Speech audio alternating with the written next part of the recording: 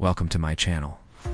Join us today as we look at a disturbing found footage style horror film released straight to YouTube. Our story begins with a man in his 30s, driving down some dark and foggy roads. He soon pulls up outside what looks like an old abandoned house in the middle of nowhere. The car's headlights pick out a weather-beaten sign that reads, "Beware of dog." Though the trees surrounding the home have no leaves, so it's hard to tell if there are any canines nearby. Our protagonist gets out of his car and takes a deep breath of fresh air. His breathing soon becomes a little shaky as he walks slowly up to the front door and raps his knuckles against the wood. As we pan out, we can see that the house is tall and slightly ramshackle.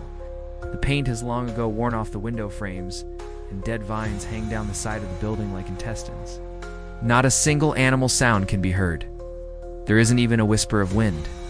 Everything is eerily silent. Taking another deep breath, our hero tries the door. It opens, and he steps inside. The interior of the house is in darkness, illuminated only by the light shining in from the doorway. It's clear that the house has been abandoned for many years. Dust hangs in the stale air. Cobwebs drape from every corner, and pictures on the walls have been ripped from their hooks and lie face down on the floor. As he walks further into the darkness, you can see that there aren't any mirrors inside the house, just covered picture frames on the walls. In the gloom, dozens of hand-carved eyes seem to stare back at us from the wood. He eventually comes across a door that's locked.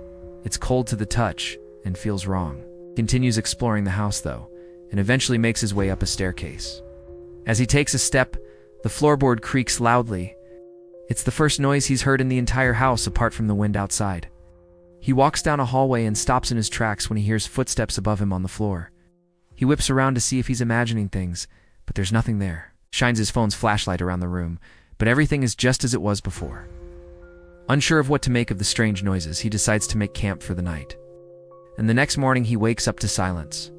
Looking around the room, he notices a long, thin crack in the wall. He walks over and shines his light inside. To his surprise, it's bottomless.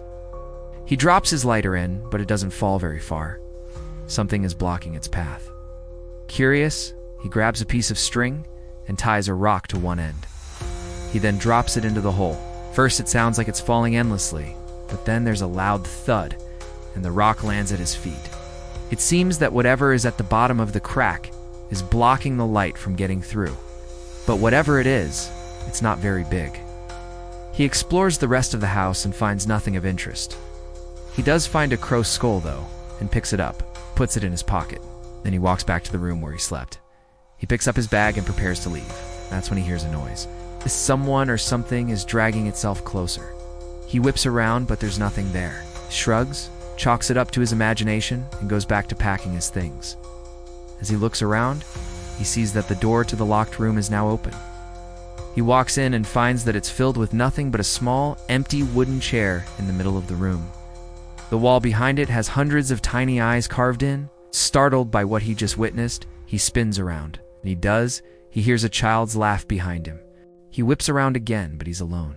Still holding a suitcase, he backs out of the room and runs from the house. When he's far enough away, he stops running and takes a deep breath. Peeking inside, he sees that the front door has opened, quickly hides back behind a tree. He watches as the door closes and the house returns to normal. Wasting no more time, he runs away as fast as he can. Back inside, a rocking chair begins moving on its own. Cut to the next day, and our hero is back at the house. He walks up to the front door and pushes it open. Inside is dark. Sunlight streams in through cracks in the boarded-up windows. He walks past the chair and into the room. He shines his light around. The wooden carving on the wall glistens back at him. He then drops to his knees and looks under the floorboards. He finds an old leather diary underneath. It's heavy and smells musty. He opens it and begins reading. The diary belongs to Samuel, who lived in the house 70 years earlier. It tells how he became increasingly unsettled in his home, feeling like he was being watched constantly. He believed the house was haunted by an entity that fed off fear. Wrote, "It watches, it mimics, it waits until you're alone long enough, then it strikes." Shaken by what he read, he shuts the book. He looks around and realizes he's completely alone. It's almost as if the house had kept him trapped inside. He opens the door and walks out. He sets up his camera on a tripod and records a video. In it, he says he spent the night in the house and heard nothing. He decides to spend another night there. He He films himself walking up the stairs and into a darkened bedroom. We hear a bang in the corner and see something white shoot across the room.